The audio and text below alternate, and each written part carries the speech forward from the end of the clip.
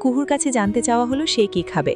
ও অন্যমনস্ক ছিল, একটু চমকালো, তারপর বলল, আমি কিছু খাবো না। এটা কেমন কথা? খাবি না কেন? এমনি, তোমরা খাও। আজব তো, এমনি আবার কি কথা? একটা কিছু খা। ভালো লাগছে না, শরীরটাও খারাপ রাত্রিপু।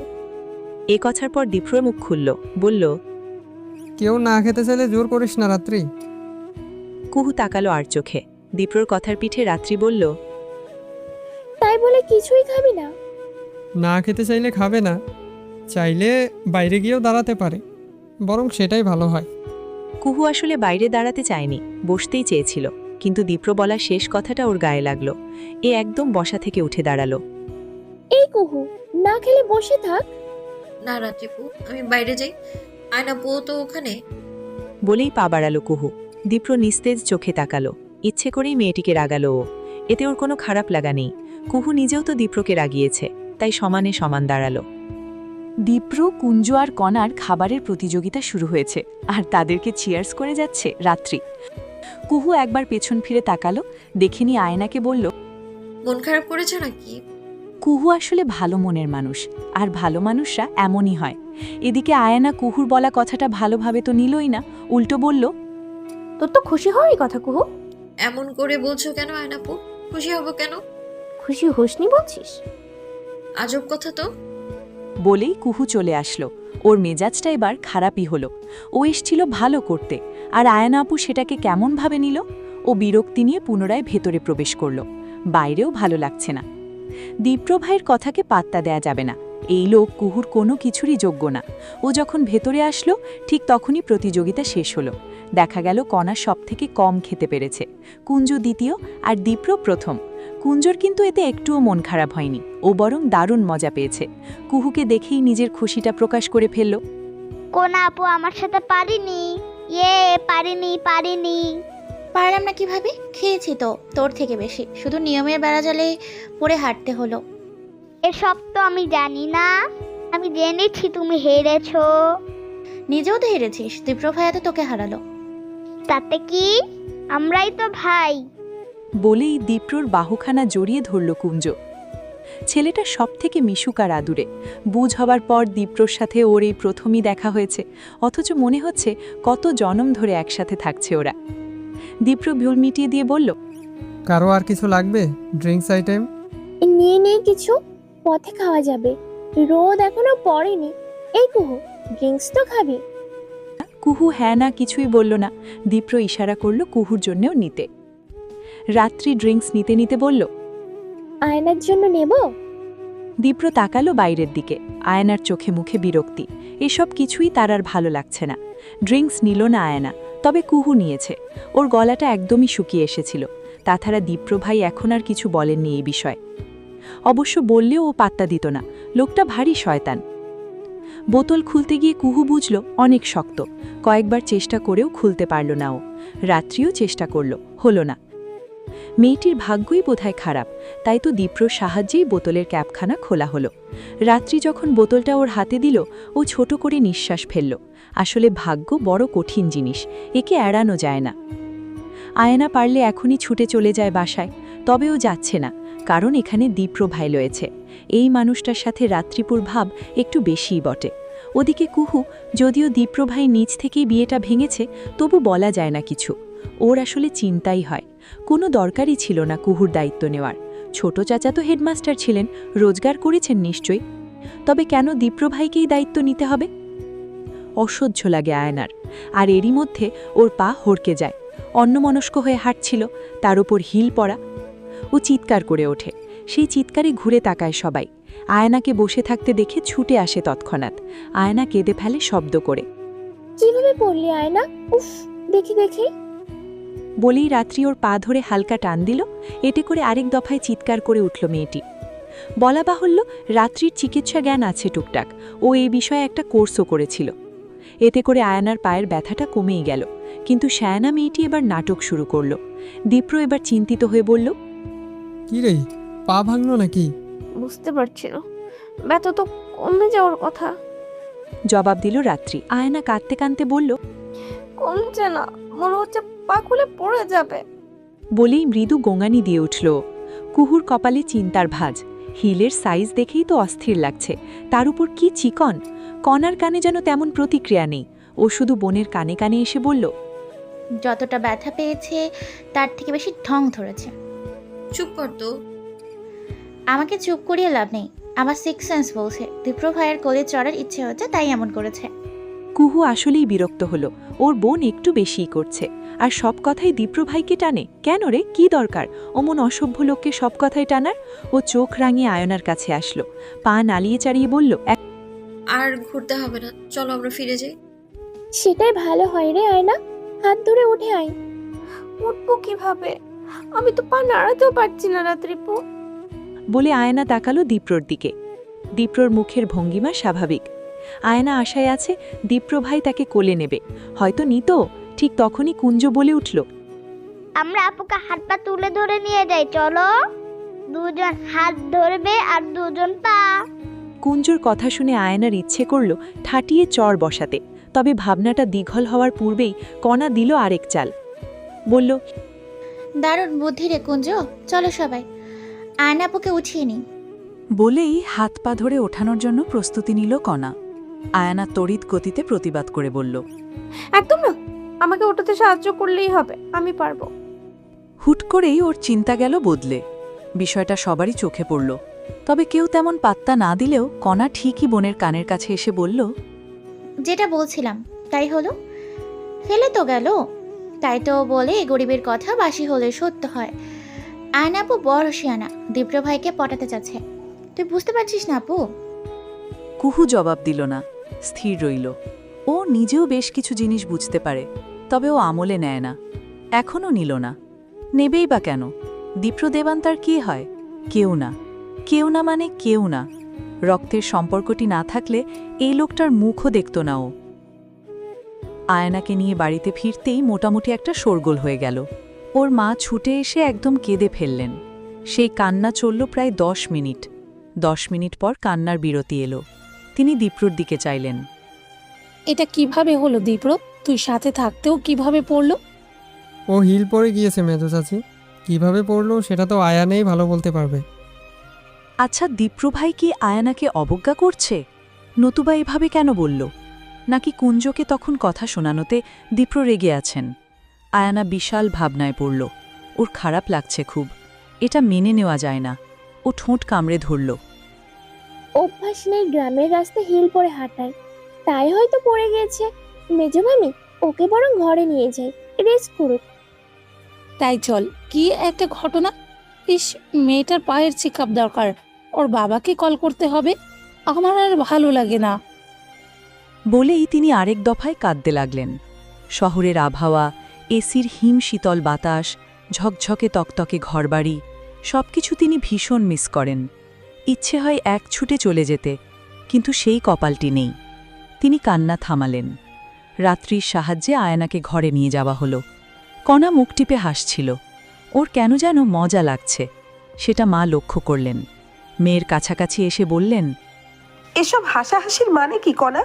এ কেমন বেয়াদবি? উফ মা, তুমি জানোই না সব ঠং, বিরক্ত লাগে আমার। এমন বেয়াদবি আর করবে না। যাও ঘরে যাও, বেশি বড় হয়ে গিয়েছো না, যাও ঘরে। মায়ের হঠাৎ রেগে যাওয়াটা কণাকে বিস্মিত করল। ও কিছু একটা বলতে চাচ্ছিল, তবে মা এমনভাবে তাকালেন যে আর কিছুই বলার সাহস হল না। কণা দ্রুত পায়ে দোতলার দিকে ছুটল। কুহুও ওর পেছন পেছন যেতে নিচ্ছিল। ঠিক তখনই মায়ের ডাক পড়ল। ও থামল। মা কাছে এলেন। তার চোখ দুটোয় কঠিন কিছু ভাসছে। কুহু সেই রহস্য ভেদের চেষ্টা করল, তবে ব্যর্থ হল। কিছু বলবে মা? হ্যাঁ, বলো, শুনছি আমি। তুমি এখন থেকে দীপ্রর থেকে দূরে থাকবে কুহু। সে তোমার চাচাতো ভাই, তাই আমি চাইলেও পুরো দূরে থাকার কথা বলতে পারবো না, তবে দূরে থাকবে, বুঝলে তুমি? আমি তো দূরেই থাকি মা। সত্যিই তো, কুহু দূরেই থাকে, তবু বলার জন্য বললেন কথাটা। একটা নিঃশ্বাস ফেললেন। এগিয়ে এসে মেয়ের গাল ছুঁয়ে বললেন, একটা ভুল হয়ে গিয়েছে। তোমাকে দীপ্রর সাথে বিয়ে দেওয়ার সিদ্ধান্তটা আমাদের অনেক ভোগান্তি দেবে, তবে এটা ধরে বসে থাকলে তো চলবে না। তুমি পড়াশোনায় মন দাও কুহু, আর কেঁদে লাভ নেই। অনেক তো কান্নাকাটি হলো, তোমার বাবা নেই, আজ কতগুলো দিন হলো বলো তো। বলেই কেঁদে ফেললেন নারীটি। কুহু কি বলবে বুঝল না, শুধু তাকিয়ে রইল। একটা সময় পর অনুভব করল ওর খুব ইচ্ছে করছে মাকে জড়িয়ে ধরতে, কিন্তু দ্বিধা কাজ করছে। পরিবারের বড় মেয়ে হওয়াতেই এই দ্বিধা। ও চাইলেও মাকে জড়িয়ে ধরতে পারল না, তবে মাথাটা নত করে বলল, দীপ্র ভাই আমার দায়িত্ব না নিলে তোমার কি খুব অসুবিধা হবে মা? আমি কি কিছু একটা করে নেব না হয় মা? ওনার থেকে টাকা নিতে আমার ভীষণ অস্বস্তি হয়। টাকা নিতে অস্বস্তি হয়। কথাটা একটু সময় নিয়ে বুঝলেন নারীটি। তারপর বললেন, দীপ্র তোমাকে টাকা দিয়েছে? হ্যাঁ। বলনি তো। বলবো বলবো করেও বলা হয়নি। আমি রেখে দিয়েছি, কিছু করিনি আমি। মেয়ের কথা শুনলেন নারীটি। তারপর ছোট করে নিঃশ্বাস ফেললেন। বললেন, তোমার দাদির সাথে কথা বলবো আমি। আমিও চাচ্ছি না দীপ্র তোমার দায়িত্ব নিক। সে তোমার চাচাতো ভাই, স্বামী তো নয়। দীপ্র এসেছিল পানি নিতে। ঠিক তখনই শেষ কথাগুলো শুনতে পেল। কুহুর নজর ছিল নত করা। ও চাইতেই মানুষটার সাথে চোখের মিলন ঘটল। কেন যেন কেঁপে উঠল মেয়েটির শরীর। অথচ দীপ্রর দৃষ্টিতে কোনো উত্তাপই নেই, বরং ভীষণ স্থির। কুহু বসেছিল। ঠিক তখনই রাত্রির আগমন। মুখটা কেমন থমথমে। ওকে দেখেই ঠিক হয়ে বসল কুহু। কিছু হয়েছে রাত্রিপু? হয়নি, তবে হবে রে। ওমা, কি হবে? মাত্র শুনে এলাম নানিজানের সাথে ছোট মামি কথা বলছেন মা কি কথা বলছে? দীপ্র ভাইয়ের বিষয়ে। বলে মৌন হয়ে গেল কুহু। রাত্রি হতাশার নিঃশ্বাস ফেলে বলল, দীপ্র ভাই কেন এমন করলো কে জানে। থাক না রাত্রিপু, ওনার ইচ্ছে হয়েছে তাই আমায় নিয়ে খেললো। না রে, এটা আমার বিশ্বাস হয় না। ছোটবেলার কথা মনে নেই তোর? কুহু কিছু না বলে চেয়ে রইল। রাত্রি স্মৃতিচারণ করে বলল, তুই মনে করে দেখ, আমাদের মাঝে দীপ্র ভাই কাকে সব থেকে আদর করত? তোকেই তো, তাই না? কুহু স্মরণ করল। হ্যাঁ, সত্যিই তাই। লোকটা তাকে এককালে ভীষণ স্নেহ করত। সেই মানুষটা কেন এমন করবে কুহু? মানুষ বদলায় রাত্রিপু। দীপ্র ভাই বদলায়নি রে, একদমই বদলায়নি। হয়তো বদলেছে। ছোটবেলায় আমি ওনার স্নেহের ছিলাম, বড় হয়েও যে তেমনটাই থাকবো সেটা তো কোনো লজিক্যাল ব্যাখ্যা নেই রাত্রিপু। আর তার থেকেও বড় কথা, ছোটবেলায় উনি আমায় স্নেহ করতেন অন্য সম্পর্ক ধরে। সেটার বদল ধরতে যাচ্ছিল, সেটা হয়তো মানতে পারেনি। তেমন হলে আগে কেন মানা করলো না? ঠিক তাই, তবে আগে কেন মানা করল না? এই একটা প্রশ্নের উত্তর তো কুহুর নিকটও নেই। ও নিজেও তো এই উত্তর খুঁজে বেড়ায়। মাঝে অনেক বছর কেটেছে, দূরত্ব তৈরি হয়েছে, কিন্তু তবু যেই মানুষটা ভীষণ আদরে রাখত, সেই মানুষটা এভাবে অপমান করতে পারে? কুহুর কান্না পায়, ভীষণ কান্না। তবে ও কাঁদতে চায় না কারো সামনে। এই ঝড়টা ওর নিজের। একান্ত কিছু ঝড় একান্তভাবেই সামলাতে হয়। রাতের খাবার সময় সবাই এসেছে। আয়নাও এসেছে। তার চোখ মুখ গম্ভীর। সবাই ওর খোঁজ নিয়েছে, তবে দীপ্র ভাই তেমন একটা খোঁজ নিল না। খোঁজ নিল না বলতে আলাদা করে নিল না, একবার ঘরে গিয়ে দেখলও না। এই নিয়েই ওর মনে একটা রাগ তৈরি হয়েছে। দাদিজানকে নিয়ে এলো কণা, বসিয়ে দিল চেয়ারে। খাবার বেড়ে দেওয়ার পর তিনি বললেন, আহ কাদের, কোথায় চলে গেলি বাবা?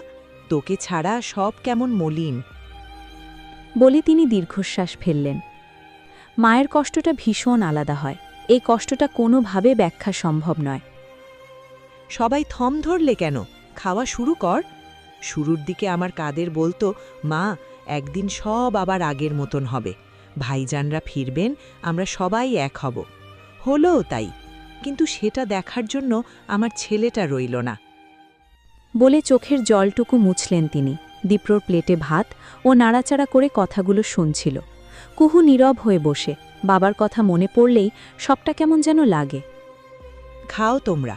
ছোট বউ, তরকারি দাও সবাইকে। ববিতা তরকারির বাটি নিয়ে বেড়ে দিতে লাগলেন। তিনি পাথরের মতন আচরণ করছেন। নিঃস্ব হয়ে যাওয়ার পর মানুষ পাথরের মতনই হয়ে যায়, যদিও কখনো সখনো পাথরের মাঝেও ফাটল ধরে, আর তখন আষাঢ়ের বৃষ্টির মতন কাঁদতে ইচ্ছে করে। বাইরে বৃষ্টি হচ্ছে। দীপ্র নিজের কক্ষে বসেই কাজ করছিল। তবে কাজে মন থাকছে না, এমনটা খুব অল্পই হয় ওর সাথে। ও বরাবরই কর্মঠ, স্বভাবতই কাজে মন না বসলে সেই কাজ আরও বেশি করে ও। আজও তাই ঘটছে। কাজে মন বসছে না, তবে মনকে জোর করে বসিয়ে রেখেছে। এতে ধীরে হলেও কাজগুলো আগাচ্ছে। দীপ্রর এই স্বভাবটা দারুণ, তাই তো ওর শিক্ষক বলতেন, দীপ্র, তোমার মতন ডেডিকেটেড মানুষ খুব কমই জন্ম নেয়, নিজেকে হারিয়ে ফেলো না। এই কথাটা বারবার মনে করে ও। যখনই মনে হয় তখনই ভেতর থেকে অন্যরকম শক্তি কাজ করে।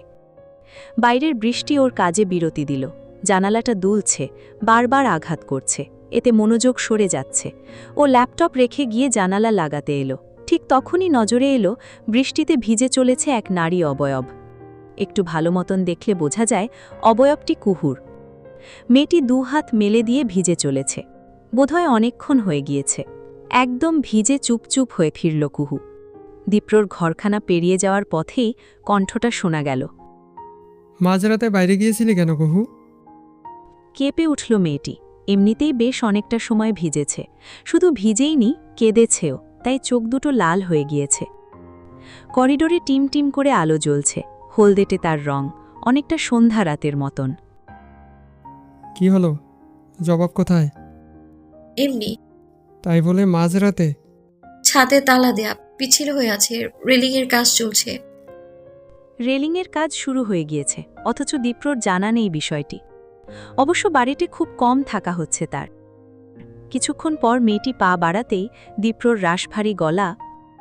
যেতে বলেছি? কুহু মনে মনে আওড়াল্ল, আপনি বলার কে আপনি? তবে মুখে তেমন কিছুই বলল না, দাঁড়িয়ে রইল। চাচি কি বলেছে? আপনার সাথে দূরত্ব রাখতে। তুই কি সিদ্ধান্ত নিলি? আমার সিদ্ধান্তের মূল্য নেই। কে বলেছে নেই? কেউ বলেনি, মনে আছে আমার। দীপ্র মৌন রইল কিছুক্ষণ, তারপর বলল, তার মানে দূরত্ব রাখছিস? কুহুর বলতে ইচ্ছে হয়, দূরত্ব তার সাথে রাখা যায় যার সাথে ঘনিষ্ঠতা থাকে। আপনার সাথে তো আমার ঘনিষ্ঠতা ছিলই না দীপ্র ভাই। চুপ কেন? আবারও শোধায় দীপ্র। কুহুর শরীর কাঁপছে, ভীষণ ঠান্ডা লাগছে। আমার কোনো সিদ্ধান্ত নেই, কোনো কিছু বলারও নেই, যা হয়েছে তা একটা অতীত। স্বীয় চুঁট কামড়ে ধরে দীপ্র, মিনমিনে সুরে বলে, অতীত আমাদের পিছু ছাড়ে না কুহু, কখনোই ছাড়ে না। মানুষটার কথায় খুব সূক্ষ্ম রহস্য পাওয়া যায়, তবে কুহু সেসব পাত্তা দেয় না। ও কাঁপতে কাঁপতে বলে, রাত অনেক বেশি, আমি এখানে দাঁড়িয়ে কথা বলতে পারছি না, আমায় মাফ করবেন। তারপর আর 1 সেকেন্ডও সময় নেয়নি ও। বড় বড় পায়ে নিজের কক্ষের দিকে এগিয়ে গিয়েছে। দীপ্র আর আটকায়নি, আটকাবেই বা কেমন করে? অধিকার তার নেই, একদমই নেই। জামাকাপড় বদলে নিল কুহু, চুলগুলো মুছতে মুছতে আরশির সামনে এসে দাঁড়ালো। ভীষণ খারাপ লাগা কাজ করছিল, কাঁদতে ইচ্ছে হচ্ছিল, আর বৃষ্টির প্রয়োজন ছিল। বৃষ্টিতে ভিজে কাঁদলে সেই চোখের জল কেউ দেখে না, তখন ইচ্ছে মতন কাঁদা যায়। সৃষ্টিকর্তা সেই সুযোগটি দিতেই কুহু লুফে নিয়েছিল। তবে দীপ্রর সাথে দেখা হওয়াটা ওর মনকে প্রভাবিত করল। কঠিন ব্যক্তিত্ব দেখানো দীপ্র আজ তার সিদ্ধান্তের কথা জানতে চেয়েছে। এসবের মাঝে লুকায়িত কিছু কি আছে? হয়তো আছে। অপমান লুকিয়েই আছে।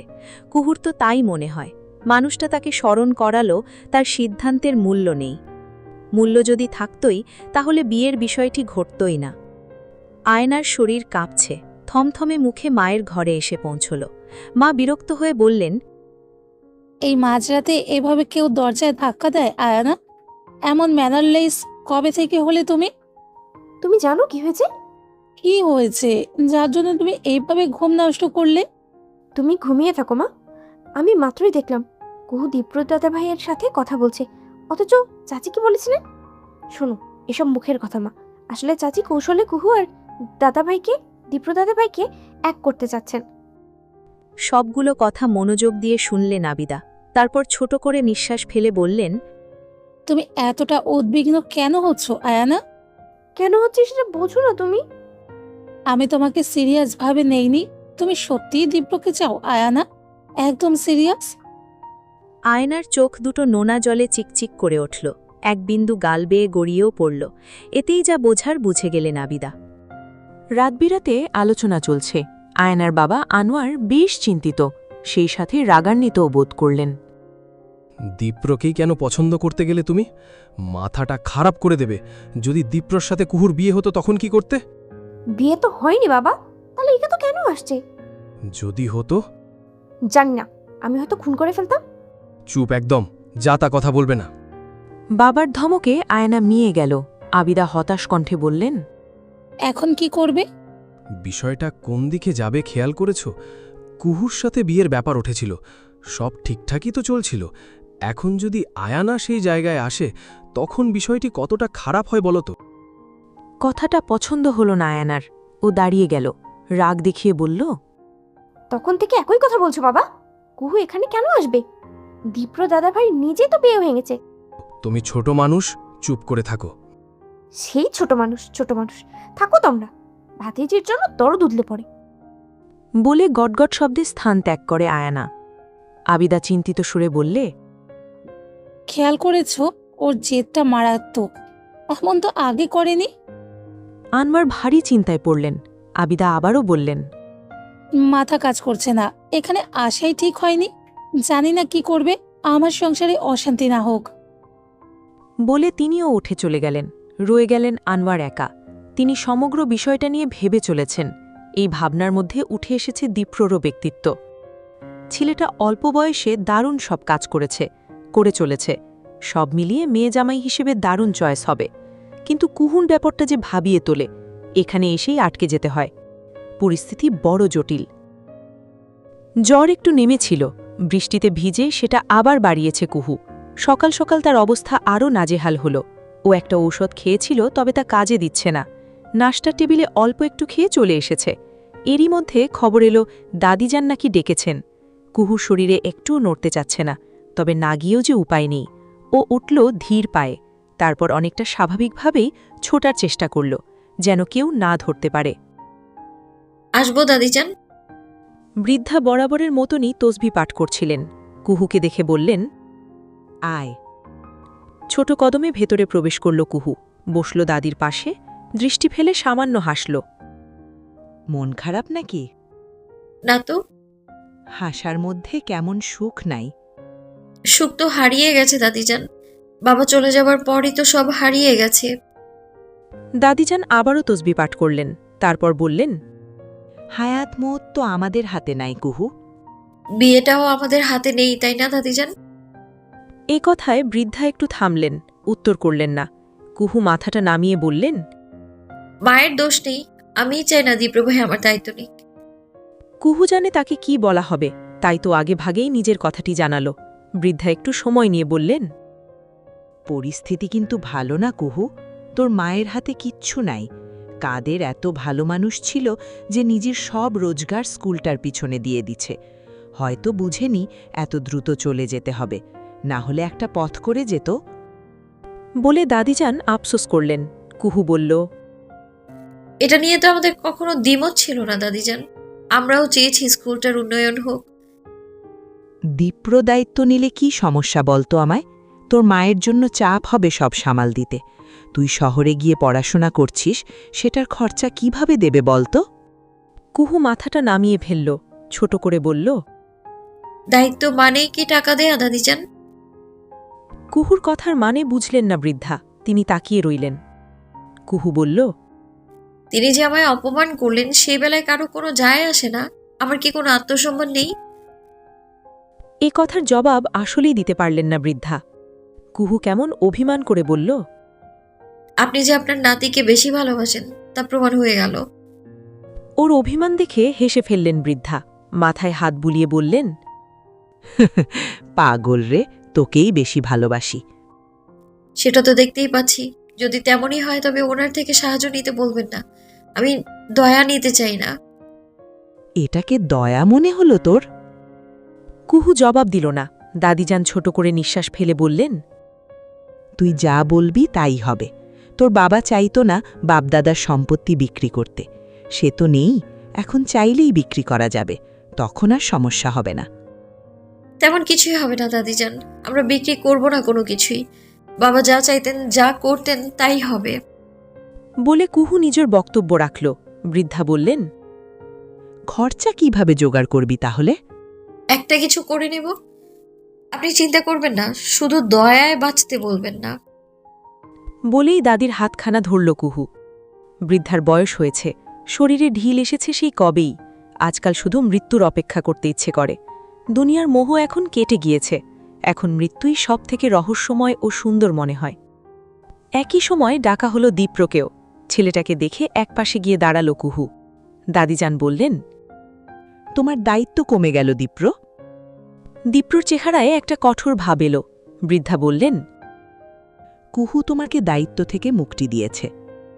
এবারও কথা বলল না দীপ্র। দাদিজান ছোট করে নিঃশ্বাস ফেলে বললেন, শোনো, আমি জানি বিষয়গুলো জটিল হয়েছে, তবে দুজন সম্পর্ক ঠিক করে নেবে। কি নেবে তো? কুহুর দিকে তাকালেন বৃদ্ধা।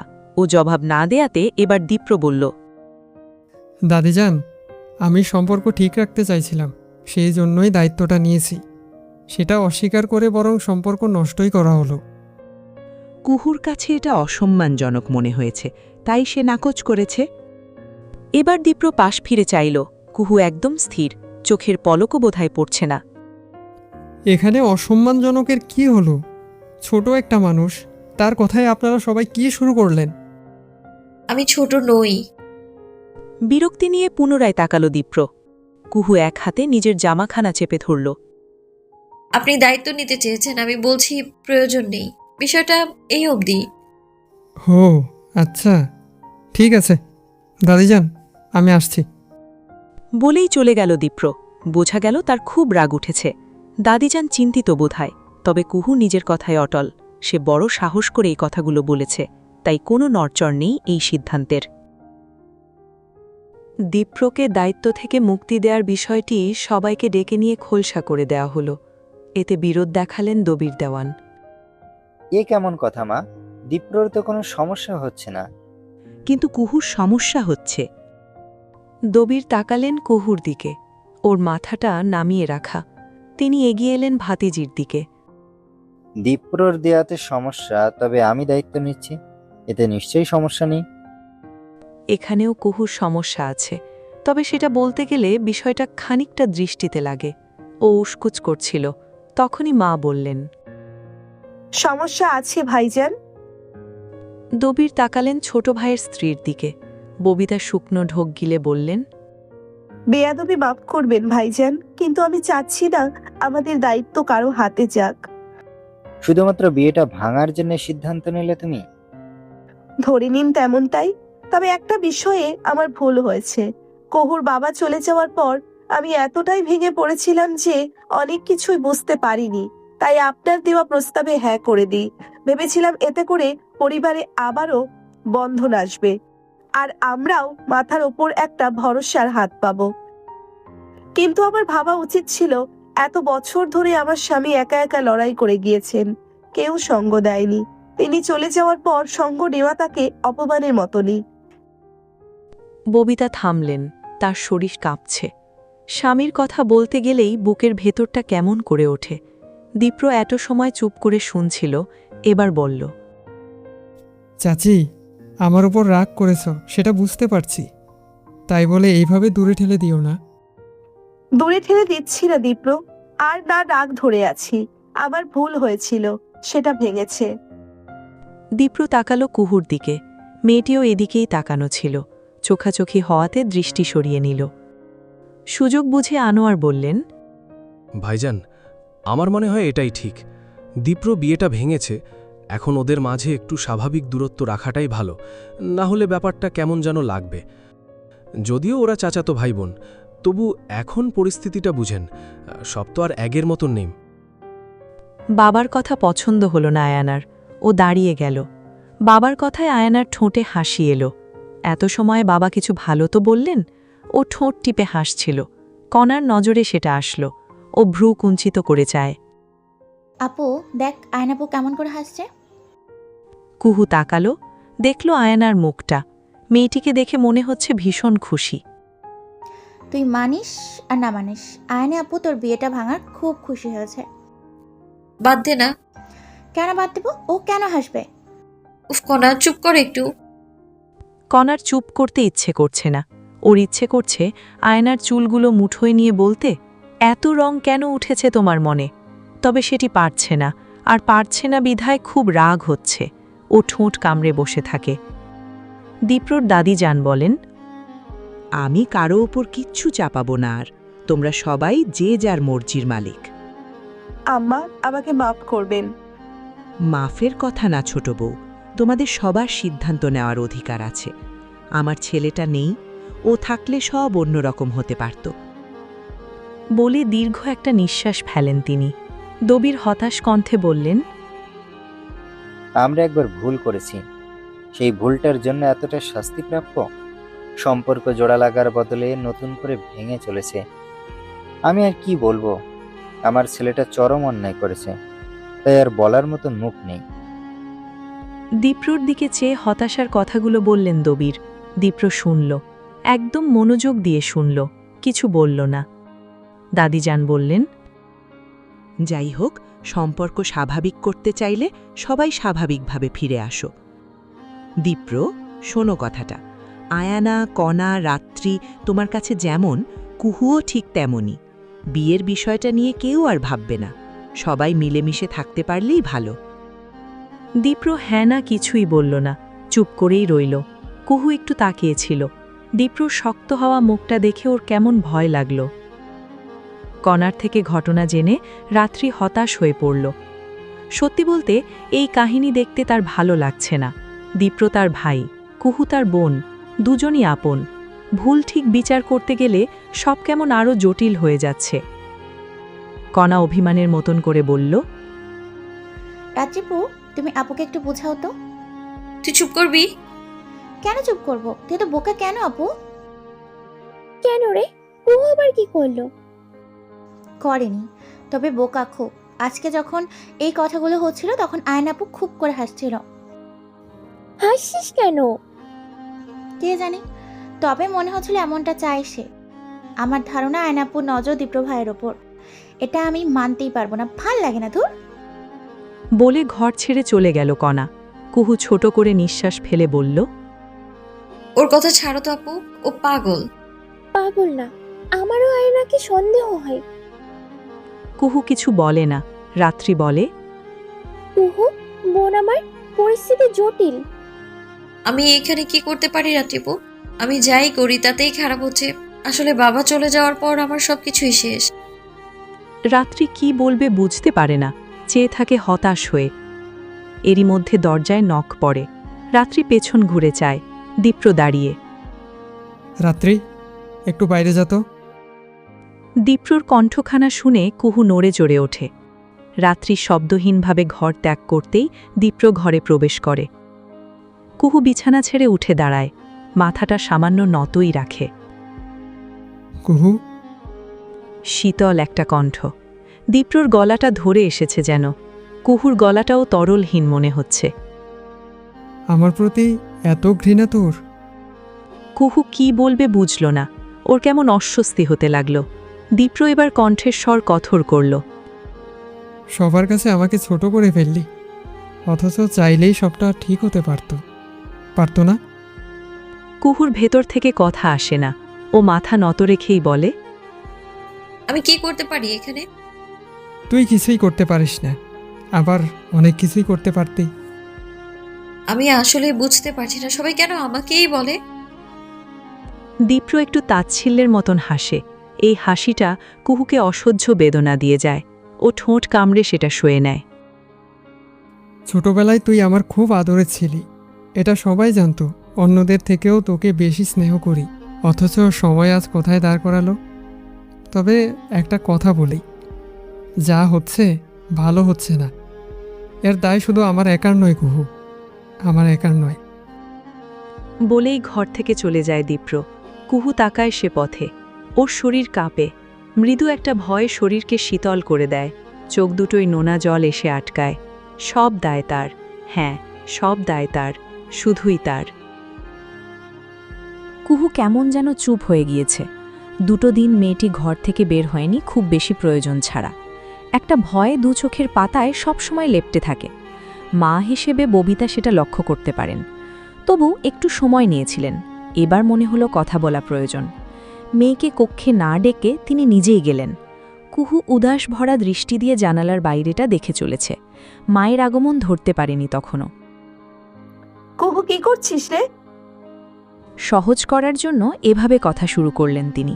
কুহু একটু ধীরভাবেই নজর ফিরিয়ে মায়ের পানে চাইল। কি করছিস? এমন উদাস কেন লাগছে? উদাস লাগছে? দুদিন ধরে কেমন চুপচাপ, কি হয়েছে তোর? কুহু একটু সময় নেয়, তারপর বলে, খারাপ লাগছে মা। কেন, শরীর অসুস্থ নাকি? বলে মেয়ের গালখানা স্পর্শ করেন তিনি। কুহু উদাস কণ্ঠটায় শক্তি ফিরিয়ে এনে বলে, না মা, ঠিক আছি। তাহলে আমরা কি কিছু ভুল করলাম? বিশেষ করে আমি। যদি চাচারা আবার চলে যান সব ভেঙে, দাদিজান কষ্ট পাবেন তো। বলে কুহু থামল। ববিতাও কেমন মৌন রইলেন। কুহু মায়ের হাতখানা ছুঁতে গিয়েও ফিরে এলো। আমার জন্য এমনটা হলো মা, আমি সব নষ্ট করে ফেললাম। কুহু, কি সব কথা? আমি কি করব এখন? আমার ভালো লাগছে না, ভয় হচ্ছে। ভয় কেন পাচ্ছিস? পাগল নাকি? বলে মেয়ের মাথায় হাত রাখলেন তিনি। কুহুর কেমন কান্না পেল। দেখ, শুরুটা দীপ্র করেছে। দোষ যদি হয়েই থাকে তবে দীপ্র সেটা। কুহু কিছু বলল না, চুপ রইল। মা বললেন, তুই নিজেকে দোষ দিবি না। আর চলে যাওয়ার হলে আগেই যেত। তার থেকেও বড় কথা হলো তোর চাচারা উদ্দেশ্যের জন্যই এসেছে। আমি সেটা ধরতে পারিনি। কেমন উদ্দেশ্য মা? গ্রাম ছাড়ার আগে তোর দাদার সমস্ত সম্পত্তি ভাগ করে দেওয়া হয়েছিল। তারা নিজেদের অংশ বিক্রি করে চলে যায় নিজেদের স্বার্থ দেখে। অন্যদিকে তোর বাবা নিজের অংশ দিয়ে সবটা আগলে রাখে। এখন তোর দাদিজানের সম্পত্তির প্রতি সবার চোখ। ওনার নামের অংশগুলো ভালো দামে বিক্রি করতে পারবে। এসেছে সেই জন্যই। আমিই বোকা, আবেগে তোর সাথে দীপ্রর বিয়েটা দিতে চেয়েছিলাম। বলে হতাশার নিঃশ্বাস ফেললেন তিনি। কুহু বলল, চাচারা আবার চলে যাবেন? যাবেন না অবশ্যই। গ্রামে থাকার জন্য তারা এসেছে, তোর মনে হয়? তোর দাদিজানের নিঃশ্বাস থাকা অবধিই থাকবেন তারা। মিলিয়ে নিস। কুহু কথা বলতে পারল না। বিষয়গুলো এতদিন তার মাথায় আসেনি, মায়েরও আসেনি। তারা ছিল শোকে কাতর। অথচ এখন মনে হচ্ছে সবাই নিজেদের স্বার্থই দেখেছে। মাঝে তাকে বলি করা হচ্ছিল। শুধুই এত সময় নিজেকে দোষ দিচ্ছিল। কুহুর রাগ হলো। সে নিজেকে আর দোষ দেবে না। কোনো দোষ করেনি সে, কোনোভাবেই করেনি। না আগে, না এখন। পুরো 24 ঘন্টা পর দীপ্রর সাথে কুহুর দেখা। একেবারেই অনাকাঙ্ক্ষিতভাবে একে অপরের চোখে চোখ পড়ে গিয়েছে। দীপ্র গতকাল গিয়েছে শহরে, আজ ফিরল। তবে বৃষ্টি হওয়াতে ভিজে গিয়েছে একদম। কুহু একটু ধরে গিয়েছে। দীপ্র পাশ কাটিয়ে যাওয়ার আগে বলল, এইভাবে রাস্তায় দাঁড়িয়ে আছিস কেন? তোর জন্য তো মানুষজন চলতেও পারবে না। থমকানো কুহু একটু সরল। দীপ্রর কথার জবাবে বলল, একই কথা তো আমিও বলতে পারি। আপনিও মাঝে এসে দাঁড়িয়ে গিয়েছেন। কয়েক পা এগিয়ে গিয়েছে দীপ্র। এবার থামল, চাইল পেছন ফিরে। আমি দাঁড়িয়েছি? জি। তোর দাঁড়িয়ে পড়া দেখেই দাঁড়িয়েছি। আমি তো দাঁড়াতে বলিনি। ভ্রু কুঞ্চিত করল দীপ্র। তার বোধহয় বিরক্ত লাগছে।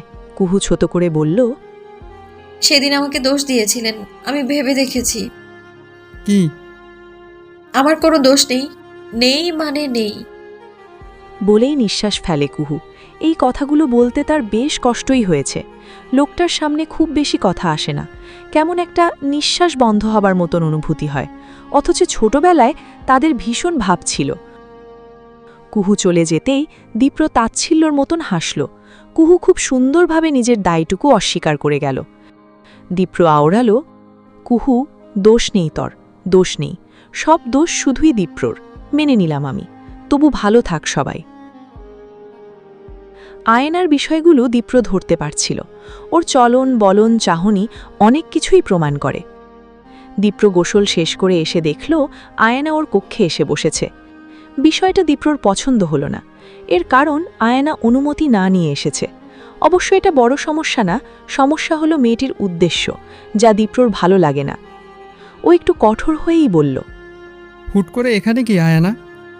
আয়না এক নজর চেয়েছিল। দীপ্রর চুল ভেজা, সুঠাম দেহে পানির বিন্দু ছিল। টি শার্টে হালকা ছোঁয়া লেগে আছে। মারাত্মক আকর্ষণীয় লাগছে মানুষটাকে। আয়নার তখনও ধ্যান নেই। দীপ্র একটু বিরক্তই হল। আয়না। এবার নড়ে চড়ে উঠল মেয়েটি। খানিকটা তোত লেগিয়ে বলল, দাদা ভাই, আমি এসেছি এমনি। এমনি? সরি বলতে। তুমি কি রাগ করে আছো? আমি আসলে কুঞ্জর ভালোর জন্যই সেদিন কথাগুলো বলেছিলাম।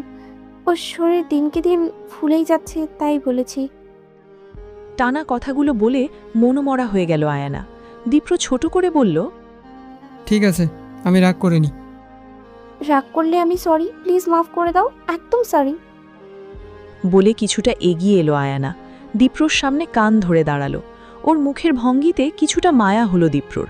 হাজার হোক ছোট বোন তো, স্নেহটা আসে হৃদয় থেকেই। ও একটু অধর প্রসারিত করে আয়নার মাথায় হাত ছোয়ালো।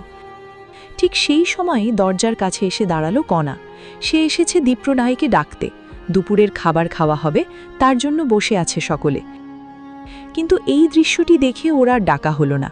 ও বরং এক ছোটে এসে পড়ল কুহুর ঘরে। এসে হাঁপাতে লাগল। কুহু তখন আরশির সামনে দাঁড়িয়ে নিজেকে দেখছিল। সময় খারাপ যাচ্ছে তার, চেহারাটা কেমন হয়ে গিয়েছে। ভার্সিটি যাওয়া হয় না কতদিন, সবটা এলোমেলো হয়ে গেল। কণার হাঁপানোর দৃশ্যটা আরশিতে দেখল কুহু। ভ্রু কুঞ্চিত করল, শুধল, কি হয়েছে?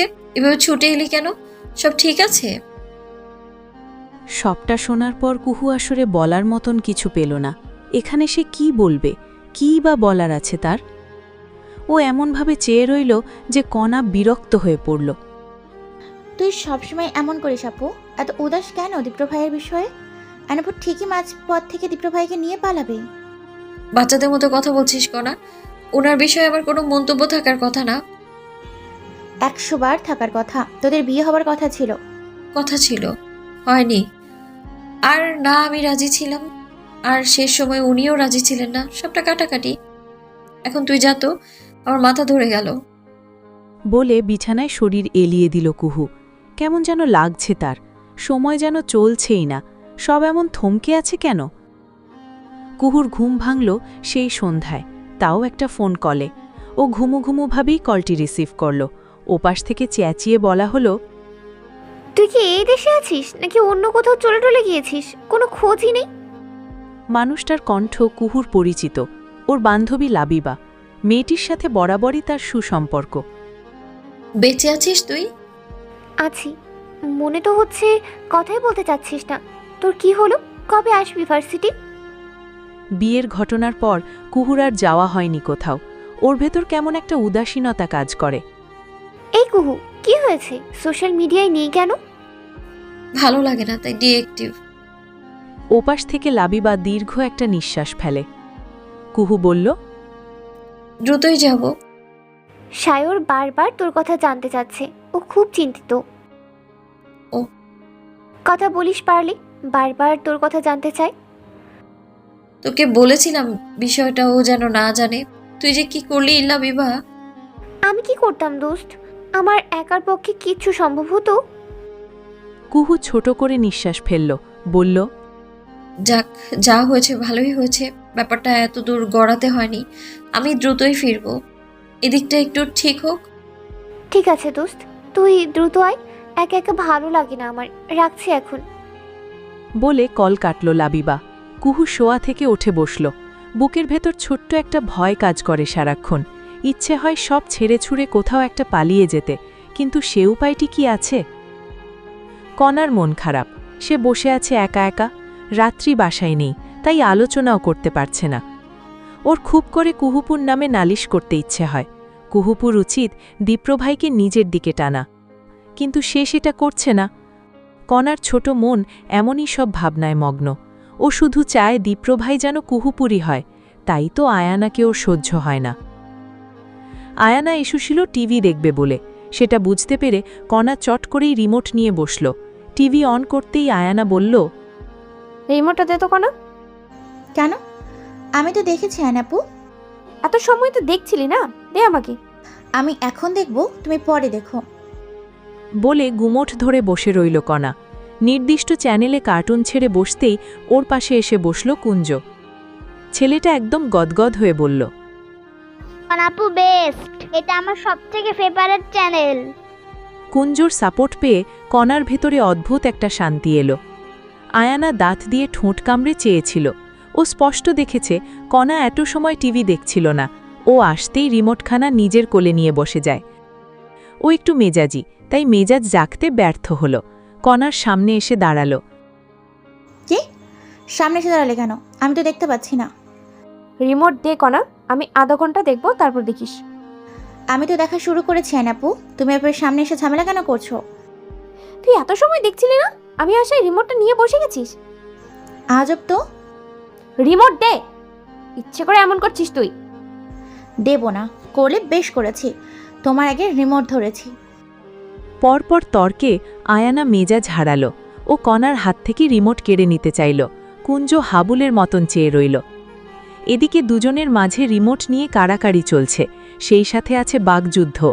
সব মিলিয়ে পুরো বাড়িতে হইচই পড়ে গেল। সবার আগে ছুটে এলেন জেবা। তিনি কাছাকাছিই ছিলেন। এই কি করছিস তোরা? দুজনে এইভাবে ঝগড়া কেন করছিস? আমি কি রিমোট ধরেছি বড় মা? এত সময় টিভি দেখিনি, আমি আসার ইচ্ছে করে রিমোট নিয়ে বসে গিয়েছে। শয়তানি শুরু করেছে। করলে বেশ করেছি, তোমার মতো তো হাত থেকে কেড়ে নিচ্ছি না।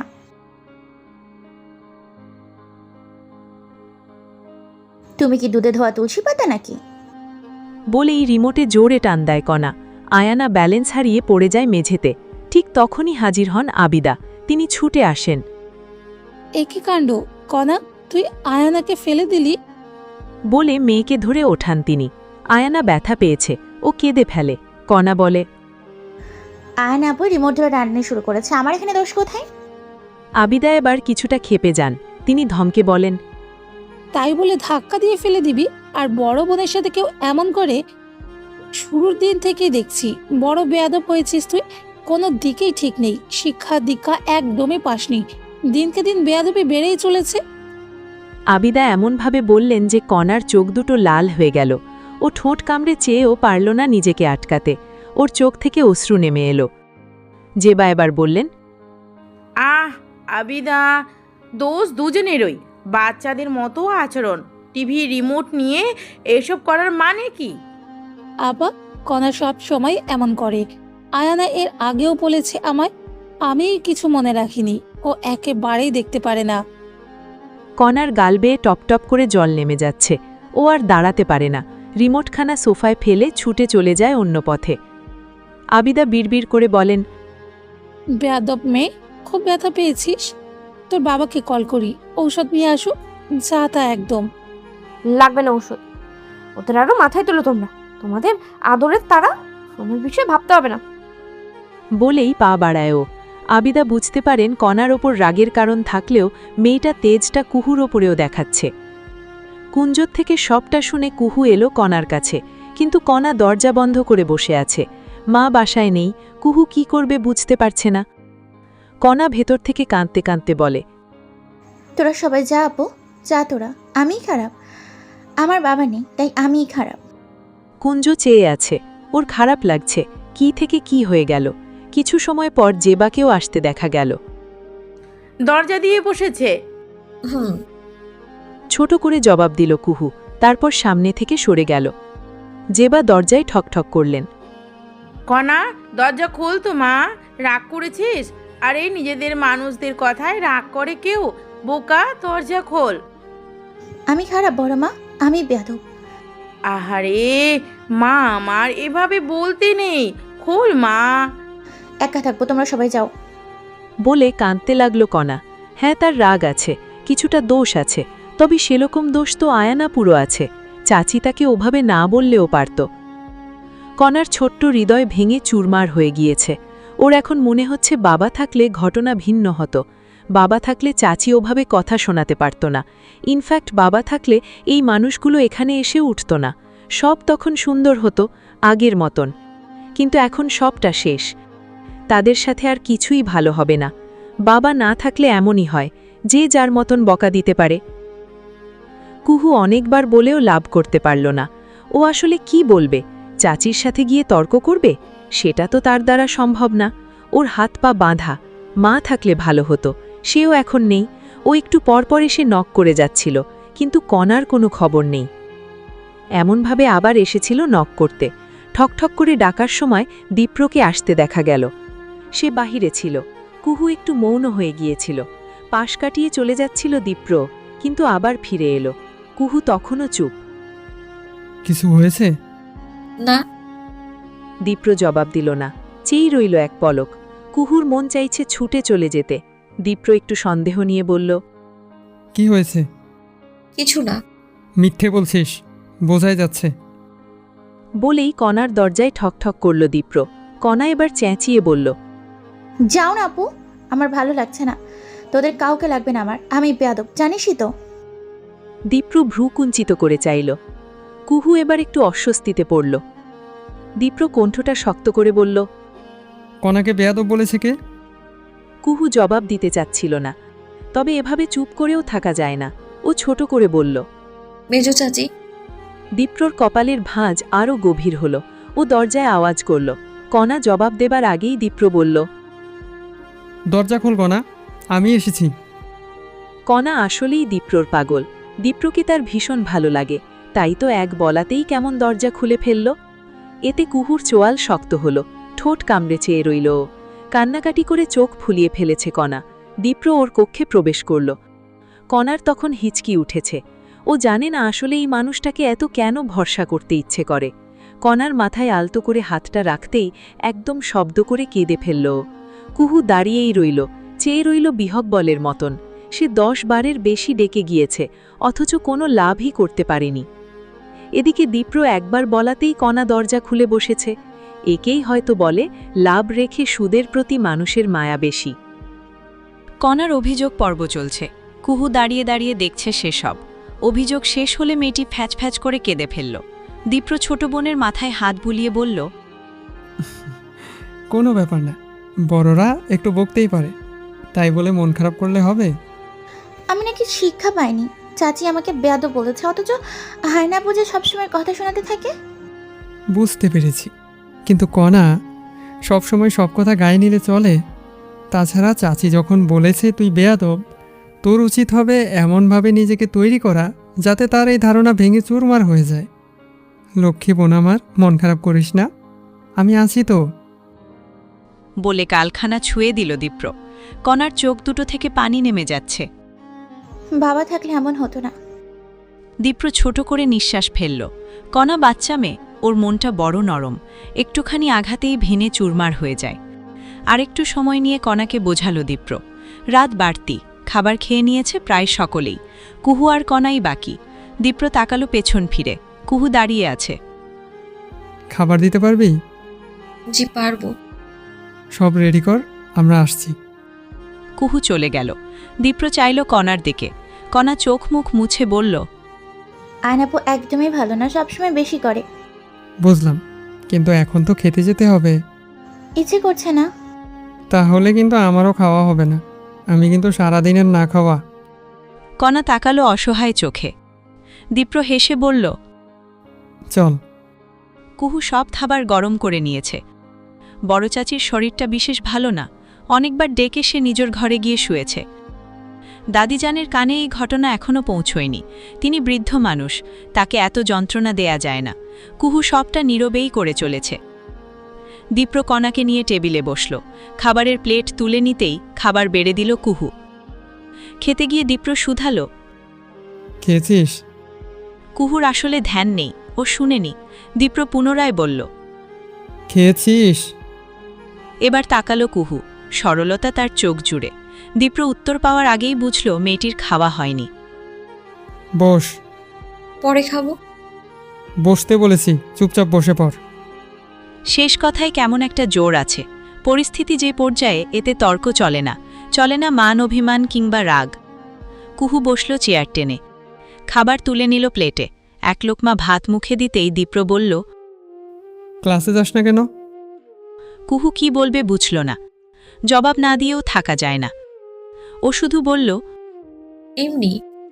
এমনি এমনি কিছু হয় না, ক্লাসে যাওয়া শুরু কর।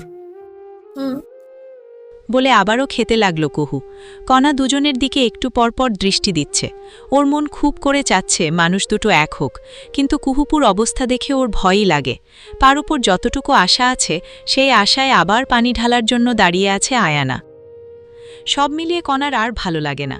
কণার কাছেই থাকতে বলল দীপ্র। কুহু মেনে নিল। অবশ্য না মানার কিছু ছিল না। আরও নিজেও চাচ্ছে না পরিস্থিতি জটিল হোক। সব স্বাভাবিক হলেই বরং ভালো। ও শুয়ে আছে, কিন্তু চোখে ঘুম নেই। ইদানিং ঘুম তার কমই হয়, মনটা সারাক্ষণ অস্থির লাগে। ও এপাশ ওপাশ করে রুম থেকে বেরিয়ে গেল। করিডোর দিয়ে চলতে চলতে খেয়াল করল দীপ্রবাইটের কক্ষে আলো জ্বলছে। এর মানে লোকটা ঘুমায়নি। নিশাচর প্রাণীর প্রতি খুব একটা আগ্রহ ওর নেই, তবু একটু ঘুরে টুরে নজর দিল কুহু। দেখল দীপ্র কাজ করছে। কুহু ফিরে এলো নিজের জায়গাতে। কণা জেগে গিয়েছে। কি রে, কখন জাগলি? মাত্রই। ঘুমা, রাত অনেক তো। বলে পুনরায় ঘুমের দেশে পাড়ি দিল কণা। কুহু বসল ফোন নিয়ে। সোশ্যাল মিডিয়া ঘাঁটতে ইচ্ছে করছে। ও উষ্ণ নিঃশ্বাস ফেলে নিজের অ্যাকাউন্ট লগ ইন করল। সঙ্গে সঙ্গে সাইরের মেসেজ এলো। কুহু, তুই কবে ক্লাসে ফিরবি? মেসেজটা দেখেও না দেখার ভান করে চলে যাচ্ছিল কুহু, কিন্তু সাইর পুনরায় লিখল, তুই প্লিজ আয়, চিন্তা হয়, কোনো খোঁজও দিচ্ছিস না। সোশ্যাল অ্যাকাউন্ট থেকে বেরিয়ে গেল কুহু। সাইরের আগ্রহ দিনকে দিন বেড়েই চলেছে। এভাবে কুহুর জন্য সবটা কঠিন হয়ে যাবে, অথচ ছেলেটার থেকে মুক্তির কোনো উপায়ও নেই। সকাল সকাল দীপ্রকে দেখে আয়ানার চোখে মুখে আলাদা দুতি এসে ভর করল। ও আহ্লাদ মিশিয়ে বলল, কাল কখন ফিরেছো দাদা ভাই? একটু রাত হয়েছে। ও, আমি আসলে ঘুমিয়ে পড়েছিলাম। বলে একটু থামল আয়ানা। পরমুহূর্তেই হাতখানা নাড়িয়ে বলল, হাতে এখনো ব্যথা। ওষুধ খেয়েছিস? হুম। টিভির রিমোট নিয়ে ঝগড়া করা একটা বাচ্চা মেয়ে আয়ানা। কনাই তো বাড়াবাড়ি করেছে, আমার তো দোষ নেই। তুই ওর বড়, ও না হয় বাচ্চা, কিন্তু তুই তো না। বলতেই আয়ানার মুখটা একটু অন্ধকার হলো। দীপ্র বলল, যাই হোক, যা হবার হয়েছে, নেক্সট টাইম এমন আর কিছু করিস না। বলে এগিয়ে গেল দীপ্র। আয়ানার মনটা একদম বিষণ্ণতায় ভরে উঠল। এই বিষণ্ণতায় প্রচুর মেজাজ গরম হচ্ছে, আর তার সবটুকুই পড়ল কুহু করা বাগানটার উপরে। মেয়েটি বেশ যত্ন করে বাগান করে রেখেছে, রোজ নিয়ম করে গাছগুলোর যত্ন করে। কলি এসেছে অনেক। আয়ানা গিয়ে সবগুলো কলি ছিঁড়ে এলো। কুহু যখন গাছে পানি দিতে গেল তখন থ হয়ে গেল। ওর দু চোখ ভেঙে কান্না এলো। ও কেঁদে ফেলল শব্দ করে। সেই কান্না গিয়ে পৌঁছল দীপ্রর কাছে। দীপ্র নিজের কক্ষের বারান্দায় দাঁড়িয়েছিল। হুট করেই কুঞ্জ এসে বলল, দীপ্র দাদা ভাই কুবু বাগানে বসে কাঁদছে। এ কথায় ভ্রু কুঞ্চিত করল ও। চট করেই নেমে এলো বাগানে। আসার পথে ওদের সাথে যোগ দিল কণাও। কুহু তখন কলিগুলো সব জড়ো করে ঘাসের ওপর বসে আছে, কাঁদছে ঠোঁট বাঁকিয়ে। কণা চেঁচিয়ে উঠল, এগুলো কে ছিল? কান্নার দরুন কথা আসছে না মেয়েটির মুখ থেকে। কণার খুব খারাপ লাগল। ও তো জানে কুহুপু কতটা ভালোবাসে এই গাছগুলোকে। কয়েক সেকেন্ড পর বাড়ির বাকিরাও চলে এলো। কুঞ্জই খবর প্রচার করে এসেছে। আয়ানা যখন দেখল কুহু কাঁদছে, তখন ওর ঠোঁটে একটা অদ্ভুত হাসি এসে ধরা দিল। আবিদা সেই হাসি লক্ষ্য করে বিস্ময়ে হতবাক হয়ে পড়লেন। মায়ের সাথে চোখাচোখি হতেই দমে গেল আয়ানা। আবিদা মেয়ের হাতখানা চেপে ধরে বাড়ির ভেতর প্রবেশ করলেন। পুরো বিষয়টাই দীপ্রর নজরে এসেছে। ও ভ্রু কুঞ্চিত করে একটু ভাবতেই অনেক কিছুই বুঝে পারল, তবে এখনই প্রতিক্রিয়া দেখালো না, বরং সবটাই রেখে দিল গোপনে। আবিদা চটে গিয়ে বললেন, এই অসভ্যের মতো আচরণটা না করলে হতো না? মায়ের থেকে নিজের হাতখানা ছাড়িতে নিল আয়ানা। বেশ জোরেই চেপে ধরেছিলেন তিনি। শুরু হলো তোমার জ্ঞান দেওয়া। নিজের মেয়ের প্রতি দরদ না দেখিয়ে পরের মেয়ের প্রতি দরদ দেখাচ্ছে। বেশ ভালো। একটা চট দিব। সেটাই তো পারবে, দাও চট। বলে এগিয়ে এলো আয়ানা। আবিদা বিস্ময় কথা বলতেই ভুলে গেলেন। আমার সহ্য হয় না কাউকে, ওদেরকে আমি জানি না কি করব। কি করবে? বলে মেয়ের বাহু টেনে ধরলেন আবিদা। আয়ানা বিরক্তি ভাব নিয়ে বলল, হাত ধরে টানাটানি করছো কেন? তোমাকে আসলেই চড় দেওয়া উচিত আয়ানা। গতকাল কণাকে শিক্ষা নিয়ে বলেছিলাম, আজ দেখি তোমারই শিক্ষা নেই। উফ মা, বিরক্ত লাগছে। লাগুক, একটা কথা শুনে রাখো, এই রকম কাজ আর যেন না দেখি। কণার প্রতি তোমার রাগ আছে, কিন্তু সেটা কুকুর ওপর কেন ওঠালে? আয়ানা কথা বলল না, মৌন হয়ে রইল।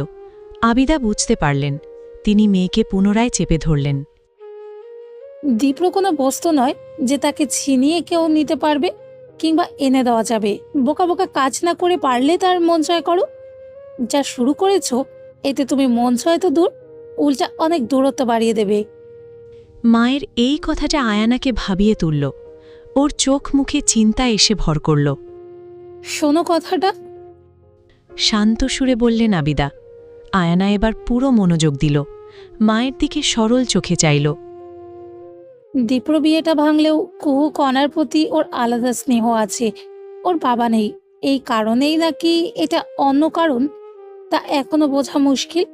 তবে আয়ানা, তুমি দিনকে দিন বাড়াবাড়ি শুরু করেছো, এতে দীপ্রকে পাওয়ার পূর্বেই হারিয়ে ফেলবে। আয়ানা শুকনো একটা ঢোক গিলল।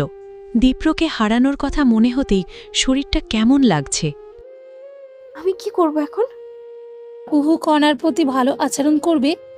এটা সম্ভব না, ওতে দেখলেই মেজাজটা খারাপ হয়। তাহলে দীপ্রকে হারানোর প্রস্তুতি রাখো।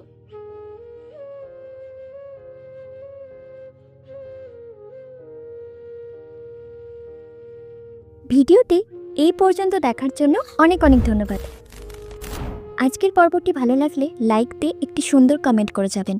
আপনাদের সাপোর্ট পেলে নতুন নতুন গল্প দিতে খুব ভালো লাগে।